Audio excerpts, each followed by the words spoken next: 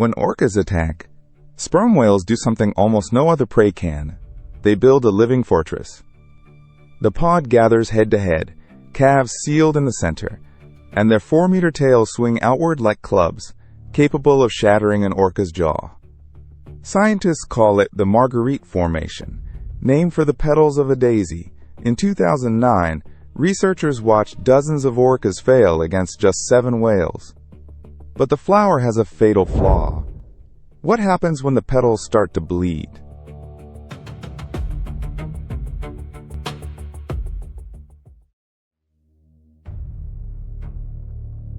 To understand why the flower has to bloom, you have to understand where a sperm whale belongs. It belongs in the dark. These are the deepest diving mammals on Earth, plunging past 1,000 meters into a cold, crushing world where sunlight has never reached, holding a single breath for as long as 90 minutes. Down there, in the hunting grounds of giant squid, a sperm whale is untouchable. Nothing follows it into the abyss. But that diver has one thing it cannot take into the deep. It has a calf. A newborn sperm whale cannot make those descents. Its lungs are small, its body soft, its instincts unready for the pressure and the cold. So while the adults are built to vanish, the calf is chained to the surface, forced to breathe in the bright, exposed water where the real danger lives.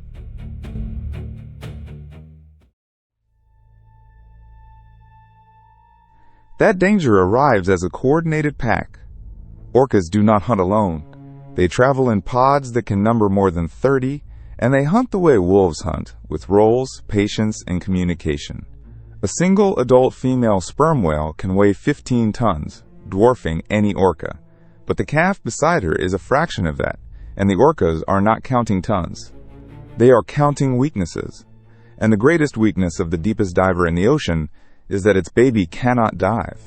A sperm whale calf is born at roughly 4 meters long and about 1 ton, and for its first year, it cannot hold its breath for more than 10 or 12 minutes at a time. Where the mother slips 1,000 meters into the dark, her newborn is trapped in the top 50.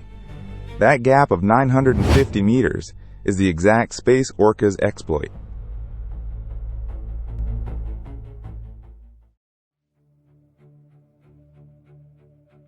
Faced with that weakness, the pod does not scatter or flee. It rearranges itself into geometry. The whales turn their heads inward until they touch, packing together like the spokes of a wheel, and every tail swings outward to face the open sea. From above, the shape is unmistakable. A great pale flower on the surface, bodies radiating from a single hidden center. That is why it earned the name marguerite, after the daisy whose petals burst outward from the heart. Whalers of the 18th and 19th centuries had another word for it. They called it a rosette. And in 1839, the naturalist Thomas Beale, who sailed aboard the whaling ship Kent, described sperm whales clustering around wounded companions in exactly this pattern in his book, The Natural History of the Sperm Whale. The genius of that arrangement is what it hides. The center is not empty. Inside the ring, sealed from every angle of attack, are the calves and the injured, the very individuals the orcas came for. The pod has buried its softest, most valuable members behind a living wall, and the wall itself is made of the one thing an orca fears. That wall is a wall of flukes. A sperm whale's tail can span 4 meters across, a slab of muscle and cartilage wider than a car. Turned outward, dozens of them form a barrier of moving blades, and any orca that wants the calf must first pass through them. This is the whole logic of the marguerite. It points the pod's weakest point inward, while presenting the enemy with nothing but the strongest weapon the animal owns.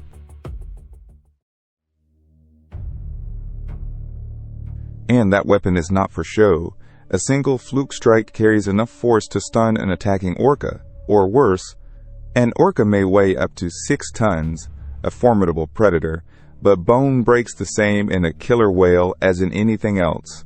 A direct blow to the head or jaw can shatter it. Against a hunter that relies entirely on its teeth to eat, a broken jaw is a death sentence, delayed. Marine biologist Robert Pittman, who has documented dozens of these encounters in the eastern tropical Pacific, has described recovering the bodies of orcas with jaws and skulls fractured by such blows. A large bull sperm whale's tail can accelerate through the water fast enough to deliver several tons of force in a single stroke. Because the whales know how much that blow is worth, they do not wait for contact to use it. They beat their tails against the water in furious rhythmic strokes, turning the surface into a wall of white turbulence and pressure. The noise, the foam, the sheer violence of it creates a barrier before any orca even arrives. Even the largest killer whales hesitate to close inside that striking range. They circle, they wait, they look for another way in. Sometimes the pod does something even more surprising. It turns the flower inside out. Instead of pointing tails at the enemy, the whales swing around and face the threat head-on, forming a ring of open jaws. And a sperm whale's jaw is no bluff. The lower jaw of a large bull can stretch beyond 5 meters, lined with 18 to 25 massive conical teeth on each side. Teeth built to seize giant squid in the dark. Each of those teeth can measure over 20 centimeters long and weigh close to a kilogram. A bull sperm whale grows to 18 meters and can top 50 tons, more than 8 times the mass of the orca circling it. Which orientation the pod chooses depends on the threat it reads. Tails outward when they want to club and batter from a distance. Heads outward when they are ready to bite, to grip, to punish anything that comes close enough. The whales are not running a fixed program. They are making a choice, reading their attackers, and answering with the defense that fits. And that capacity to choose together points to something deeper than instinct.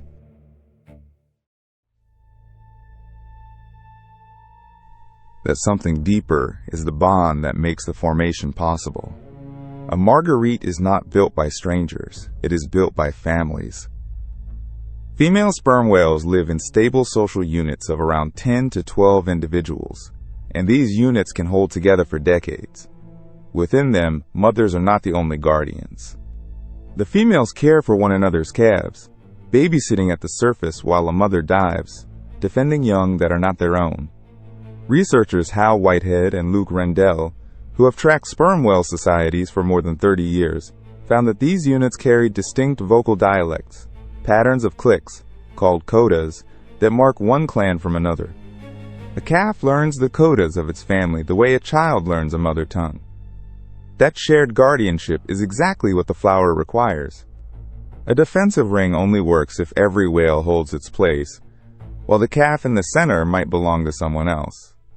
That kind of trust is not born into an animal. It is learned, passed down through generations of females, a piece of culture as much as biology. The marguerite is not just a shape, it is a tradition, taught and remembered inside these lifelong bonds.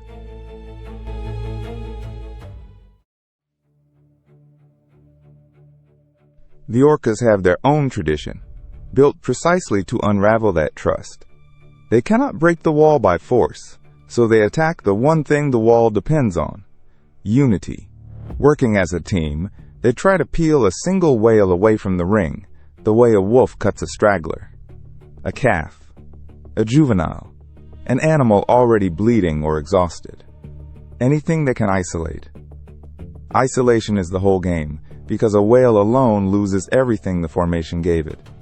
Away from the ring, there is no wall of flukes on every side, no companions guarding its blind angles. There is just one animal trying to face predators that surround it. So the orcas do not rush. They harass. They wear the pod down for hours, testing, feinting, pushing, waiting for muscles to tire and discipline to crack. Patience is their sharpest tool. We know exactly how patient, because in 1997, people watched it happen. Off the coast of Central California, observers documented one of the most detailed accounts of orcas assaulting sperm whales ever recorded. Roughly 9 orcas closed on about 9 sperm whales, and what followed was not a quick strike. It was a marathon that ground on for hours as the killer whales worked the formation without pause.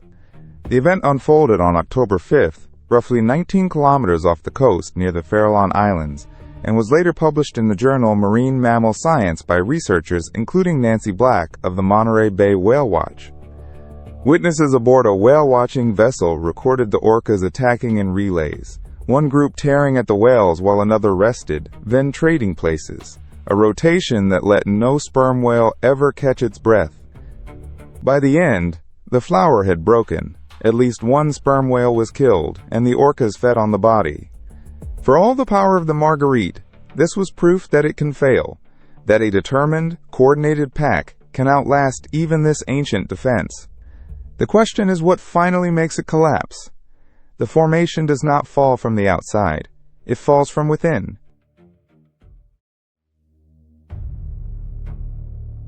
That collapse begins the moment one whale breaks ranks. A single animal, wounded or panicked, that turns and bolts, or simply loses its nerve and pulls out of the ring, tears a gap in the wall of tails. And a gap is all the orcas ever needed. Where there is an unbroken barrier of flukes, there is suddenly an opening, and behind it sits the exposed center, the calves, the whole structure existed to protect. Panic makes that opening spread. Fear moves through a tight formation like a current, and once one whale scatters, others follow, the daisy losing its petals one by one. Worse, if a whale is already bleeding, the blood itself becomes a signal.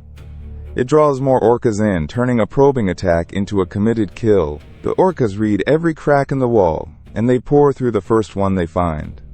Once they cut an animal loose, the outcome shifts fast. A lone sperm whale, no matter how large, cannot defend every side at once. It has one tail and one head, and the orcas come from everywhere. They bite the fins and the flukes to immobilize it, to stop it swimming, to pin it in place. They tear at anything that lets it fight or flee. Then they go for the one part it cannot live without. Orcas target the blowhole, working to keep the whale from breathing, to drown a mammal in its own ocean. A sperm whale that cannot surface cannot survive, and a single animal cannot fend off a coordinated pack while fighting for air. When the isolation is complete and the sides are all exposed, the attack ends the only way it can, in the whale's death. And yet victory is never cheap for the orcas. Even a successful hunt exacts a price. Those 4-meter flukes are still swinging, and a single mistimed pass can break an orca's jaw or crack its skull. Killing a sperm whale is dangerous work, and the hunters know it. That danger is exactly why so many assaults never reach a kill at all.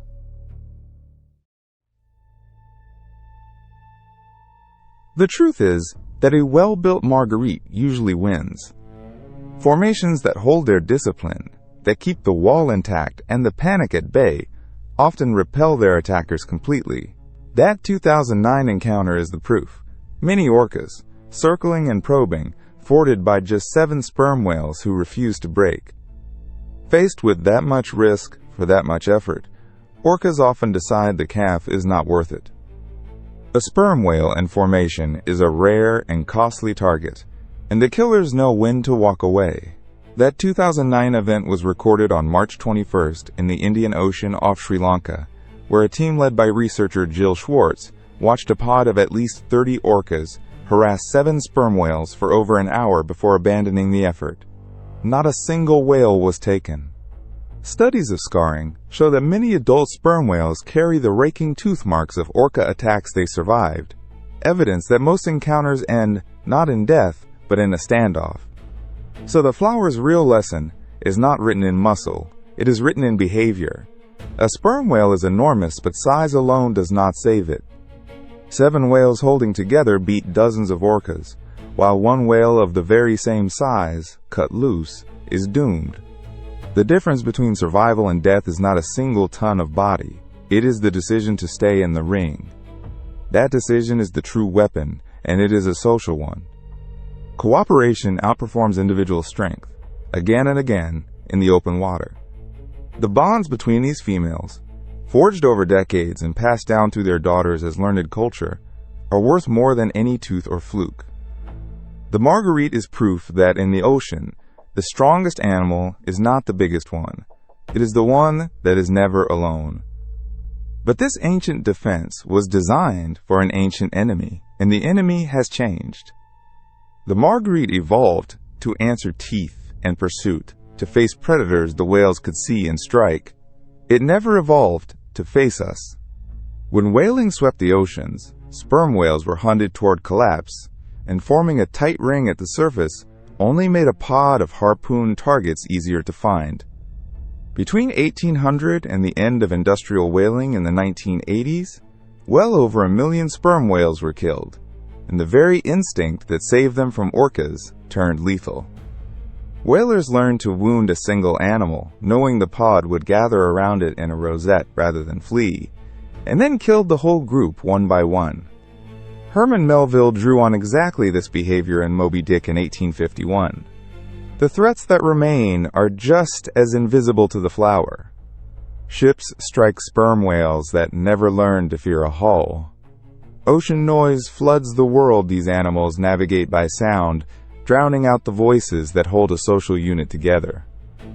A wall of tails means nothing to a propeller or a wave of engine noise. The defense is perfect against the past and helpless against the present, and sperm whales remain listed as a vulnerable species because of it. Still, when the enemy is one it understands, the flower blooms as it always has, and its message is as old as the whales themselves. It is written in the geometry of bodies, turned inward to shield the young, in females guarding calves that are not their own, in a wall of flukes that dozens of orcas cannot break. Together they stand, alone they fall. The marguerite is not just a defense. It is an argument, made in muscle and trust, that survival in the open ocean was never about being the biggest. It was about never facing the dark alone.